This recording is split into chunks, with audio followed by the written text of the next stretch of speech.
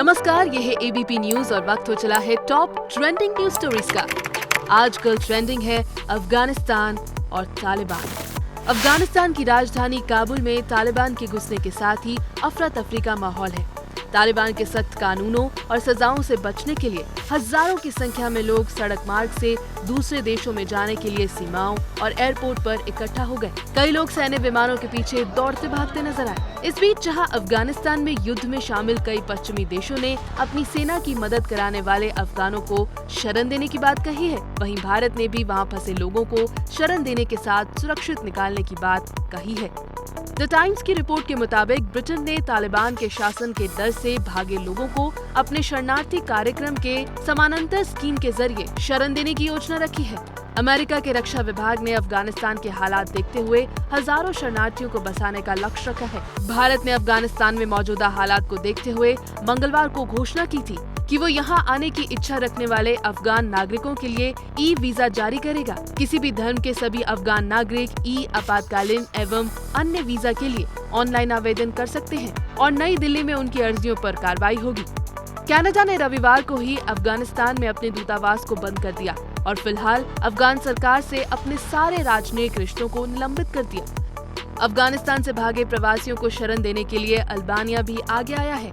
इस सब के बीच एक छोटा देश शरणार्थियों की मदद में सबसे आगे रहा है, वो है तजाकिस्तान। तजाकिक सरकार ने अफगानिस्तान के हालात को देखते हुए जुलाई में ही 1 लाख अफगान नागरिकों को शरण देने का ऐलान कर दिया था। मैकडोनिया ने मंगलवार को घोषणा की कि वो अफगानिस्तान के लोगों को अस्थायी तौर पर शरण देगा। फिलहाल इस देश ने 450 लोगों को शरण देने की बात कही है। इनमें ज्यादातर पत्रकार, ट्रांसलेटर और छात्र शामिल हैं। युगांडा ने मंगलवार को ही ऐलान कर दिया था कि वो अमेरिका की मांग पर अफगानिस्तान के शरणार्थियों को लेने का विचार कर रही है। अफगानिस्तान में मौजूदा संकट के लिए जिस देश को सबसे ज्यादा जिम्मेदार ठहराया गया वो है पाकिस्तान। अफगानिस्तान में अमेरिकी सैन्य मिशन के दौरान तालिबान के लड़ाकों को सुरक्षित पनाह देने वाले पाकिस्तान ने अब वहां के नागरिकों को भी लेने से इनकार कर दिया है। पाकिस्तान के राष्ट्रीय सुरक्षा सलाहकार मोईद यूसुफ ने हाल ही में इंटरव्यू के दौरान कहा था कि वो चाहते तो हैं, लेकिन फिलहाल वे और शरणार्थियों को लेने की स्थिति में नहीं है। मौजूदा समय में टर्की में अफगानिस्तान के सबसे ज्यादा नागरिक रह रहे हैं।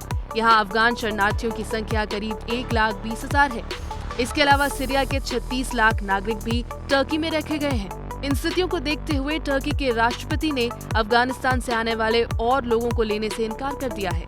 हंगरी के एक अधिकारी ने हाल ही में अमेरिकी सेना के अफगानिस्तान से निकलने की आलोचना की थी और कहा था कि किसी भी कीमत पर शरणार्थियों को नहीं लेगा।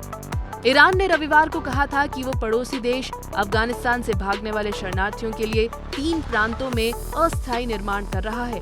हालांकि ईरान ने साफ कर दिया कि उसकी एक सीमा है जिसके आगे वो शरणार्थियों को नहीं ले सकता।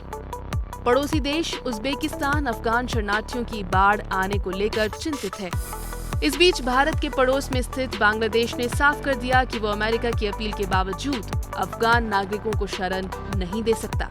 अफगानिस्तान की शरणार्थी समस्या आने वाले समय में पूरी दुनिया के लिए परेशानी का सबब बन सकती है।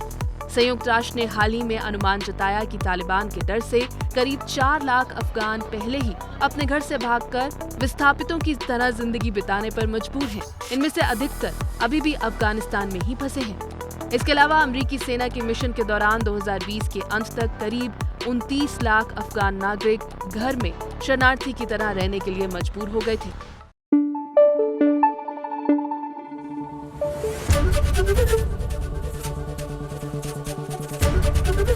एबीपी न्यूज आपको रखे आगे।